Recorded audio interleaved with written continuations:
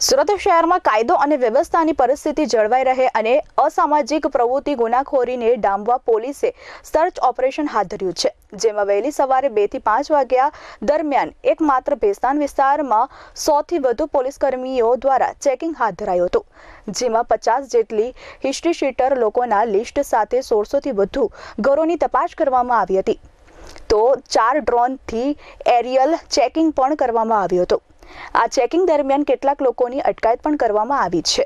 સુરત શહેરમાં કાયદો અને વ્યવસ્થાની પરિસ્થિતિ જળવાઈ રહે અને અસામાજિક પ્રવૃત્તિ અને ગુનાખોરીને ડામવા તેમજ ભેસ્તાન વિસ્તારમાં રહેતા અસામાજિક તત્વો વિરુદ્ધ પગલાં લેવા માટે પોલીસ કમિશનર દ્વારા સૂચના આપવામાં આવી છે, જેથી સુરત શહેરમાં ડિંડોલી પોલીસ સ્ટેશન વિસ્તારમાં આવેલા કુખ્યાત ભેસ્તાન આવાસ વિસ્તારમાં ડીસીપી ઝોન 2 વિસ્તારના ડિંડોલી, લિંબાયત, ઉધના, ગોડાદરા, સલાબતપુરા પોલીસ સ્ટેશનના કર્મચારીઓની અલગ અલગ 7 ટીમો બનાવી આજરોજ 22 નવેમ્બરના સવારે 2 વાગ્યાથી 5 વાગ્યા દરમિયાન કોમ્બિંગનું આયોજન કરવામાં આવ્યું હતું।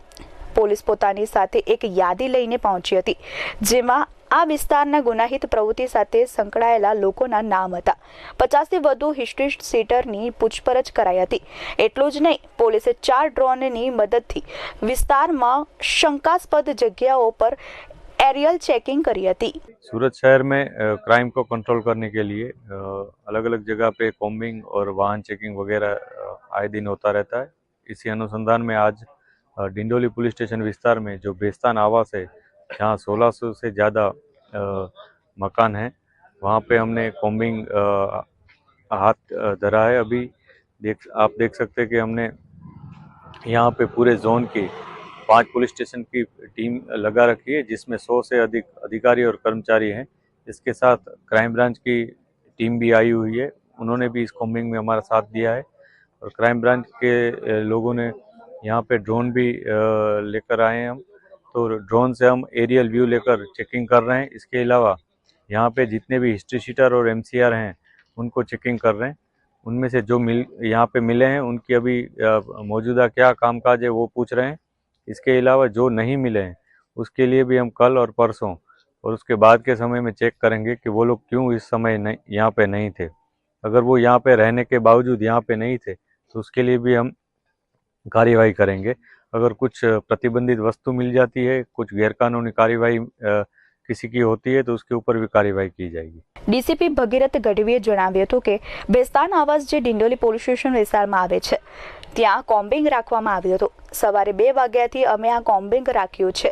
આ કોમ્બિંગમાં ઝોનના તમામ પોલીસ ઓફિસરની ટીમ બનાવી છે। 100 થી વધુ અધિકારી અને કર્મચારીઓ ભેસ્તાન આવાસમાં 1600 થી પણ વધારે મકાનોમાં કોમ્બિંગ કરવામાં આવ્યું છે।